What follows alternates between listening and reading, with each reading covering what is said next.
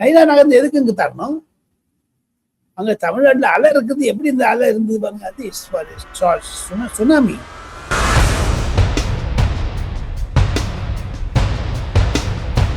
அவருக்கு சென்ட்ரல் கவர்மெண்ட்ல தேஜஸ்வி சூர்யா இருந்த யூத் அஃபேர்ஸ் வச்சுட்டு இருக்காங்களா, இல்ல நம்ம சரி பார்க்கணும். Wait and watch.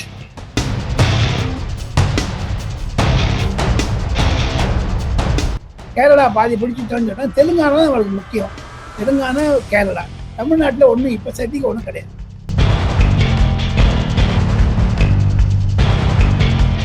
தமிழ்நாடு இன்னைக்கு பிஜேபியுடைய அஜெண்டா பிரியாரிட்டியில இல்லை தம்பி. போதாது வரைக்கும் விவசாயிகள் போராட்டம், போதாது வரைக்கும் மருத்துவர்கள் போராட்டம், நர்ஸ் போராட்டம் பார்த்தீங்கன்னா கண்டிப்பாக ஏதோ ஒரு எதிர்கட்சி இதனுடைய பின்னணியில் இருப்பதாகத்தான் நான் கவனிக்கிறேன்.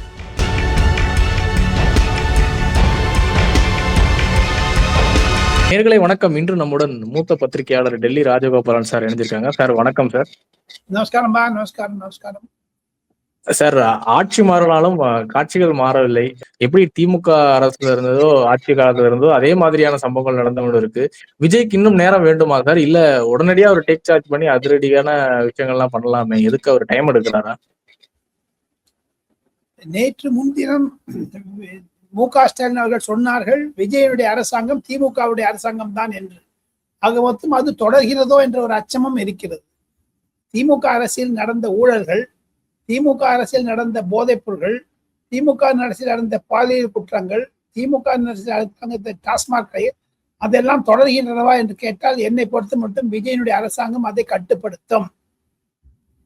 விஜயனுடைய அரசாங்கத்தை பற்றி 6 மாதங்கள் தர வேண்டும் என்று மு.க. ஸ்டாலின் சொல்லி 2 வருடங்கள் அவகாசம் தர வேண்டும் என்று ரஜினிகாந்த் சொல்ல, மற்ற கட்சிகள் எல்லாம் 6 மாதம் தர வேண்டும் என்று சொல்ல, வைகோ அவர்கள் 6 மாதம் என்று சொல்ல, இதெல்லாம் பார்த்தீங்கன்னா எப்பவுமே ஒரு பாலிட்டிஷியனுக்கு சரி. நான் ஐயா காமராஜர் இருந்தபோது நான் சென்னையில தினமணிக்கு ரிப்போர்ட்டர் மெயில் என்ற ஒரு ஆங்கில பத்திரிகைக்கு நான் 2-3 பேரோட கூட ஆர்கே மேனன் ஒருத்தர் இருந்தாரு, டி.எஸ். சந்தானு, அவரோட தான் நான் போவேன். அப்பதான் சொல்லுவார், 6 மாசம் கொடுக்கலாமே, நடைபயணம் போலாமே அப்படின்னு காமராஜ். நான் கண்ணால கேட்டு காதால கேட்டு கண்ணால பார்த்துருக்கேன் திருமலை ரோட்ல. அந்த மாதிரி இப்போ 6 மாசம் கொடுக்கணும்னு சொன்னது.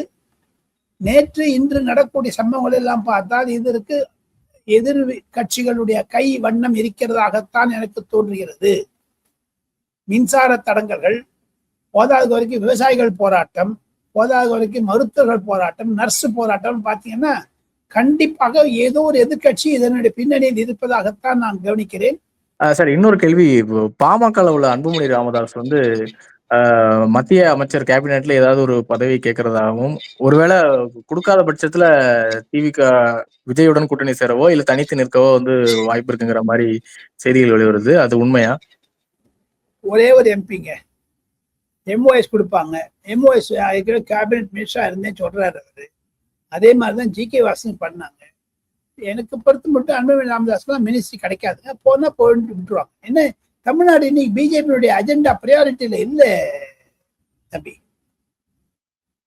வெஸ்ட் பெங்கால் பிடிச்சிட்டாங்க, அசாம் பிடிச்சிட்டாங்க, ரொம்ப ரொம்ப ஓவர் கான்பிடன்ஸ்ல இருக்காங்க. கேரளா பாதி பிடிச்சிட்டோன்னு சொன்னா தெலுங்கானா தான் அவளுக்கு முக்கியம். தெலுங்கானா, கேரளா.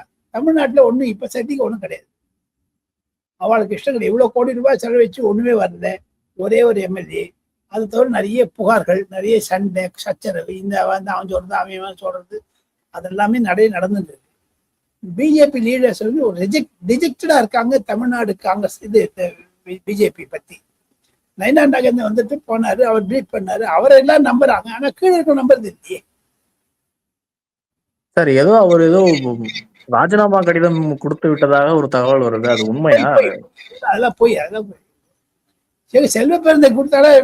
அவர் கேட்கறது விட்டு தமிழ்நாடு பாஜக தர எப்படி கொடுத்தா? எதுக்கு வேஸ்ட்? அதெல்லாம் ஐ டோன்ட் திங்க்.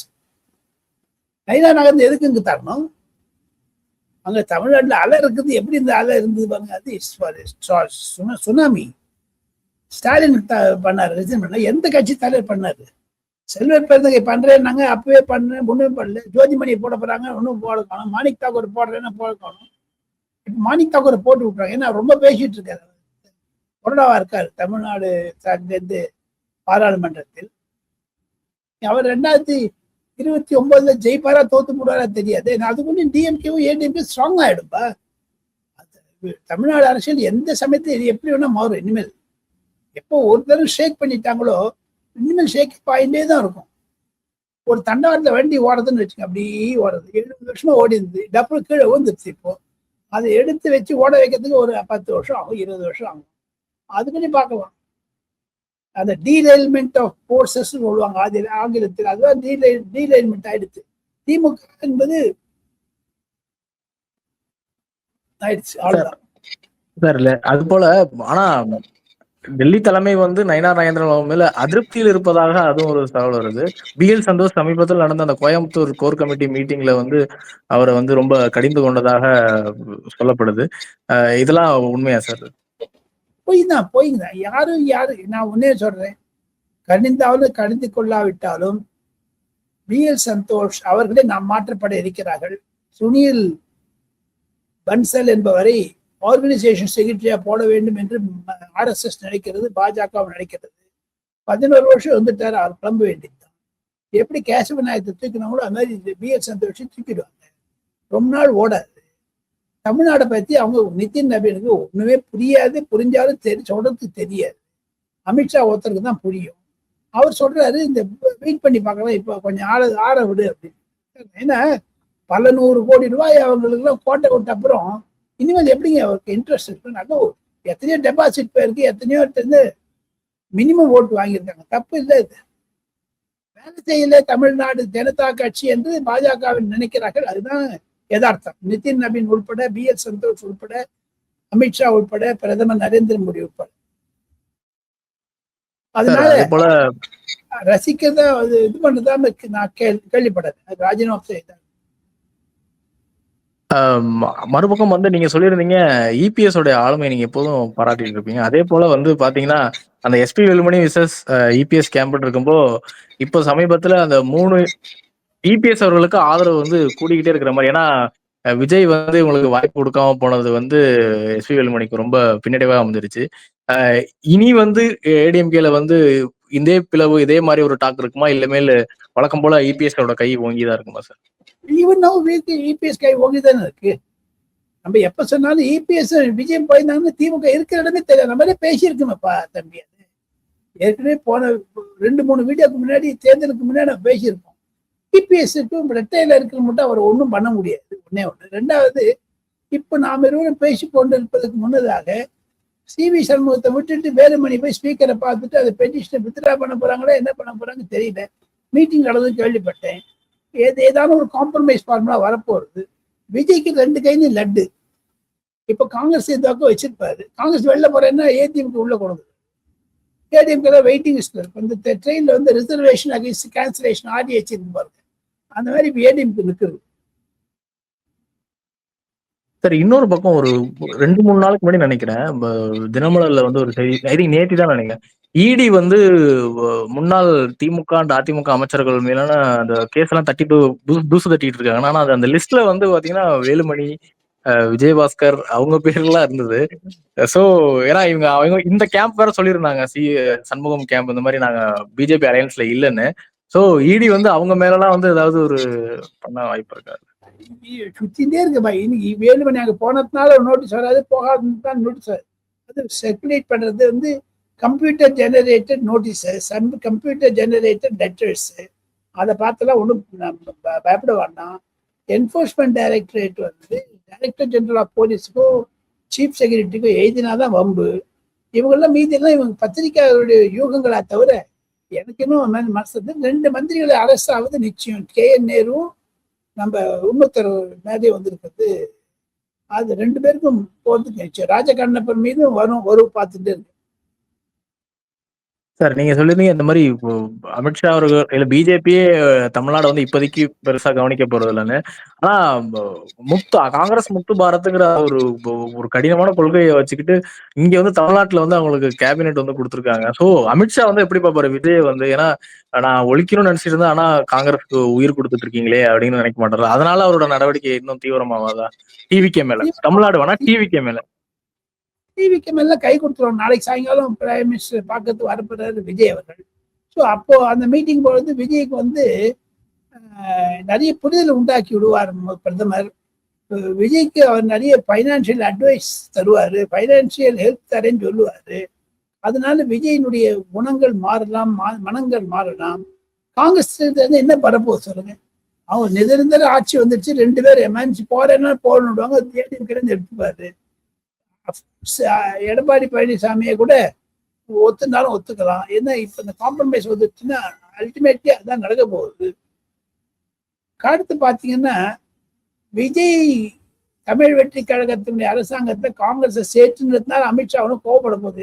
2 அமித்ஷாவுடைய ஒரே ஒரு குஷி என்னன்னா, நான் வேரோடு பிடுங்கி எறிந்து விட்டேன் திமுகவை. லிமிட்டட் பாயிண்ட்ல ஹாப்பி, அவ்வளவுதான். சமீபத்தில் அது ஒரு செய்தியை நான் கேள்விப்பட்டேன்.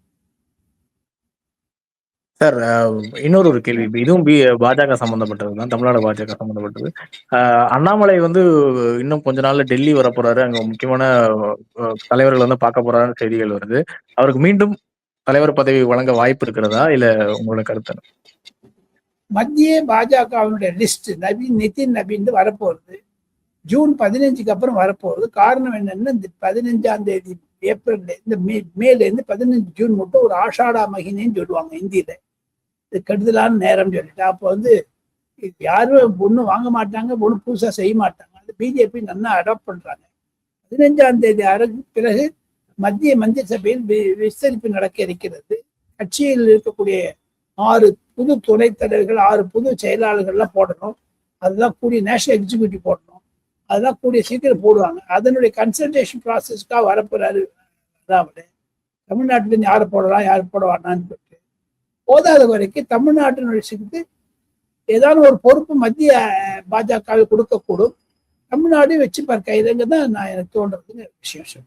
அவருக்கு வந்து சென்ட்ரல் கவர்மெண்ட்ல தேஜஸ்வி சூர்யா இருந்த யூத் அஃபேர்ஸ் இருக்கிறாங்களா, இல்லை நம்ம சரி பார்க்கணும், வெயிட் அண்ட் வாட்ச். இந்த கேபினெட் ரீஷஃபிள்ல தமிழ்நாட்டில இருந்து யாருக்காவது வாய்ப்புகள் இருக்கா? கண்டிப்பாக இருக்கும். Okay sir. அன்புமணி ராமதாஸ் தான் இருக்காது. ஏன்னா அன்புமணி ராமதாஸ் ஒரே ஒரு எம்பி. தமிழ்நாடு எல் முருகனை கைட்டி விட்டுறான்னு சொல்றாங்க, கேள்விப்பட்டேன். அது வந்து நிச்சயம்.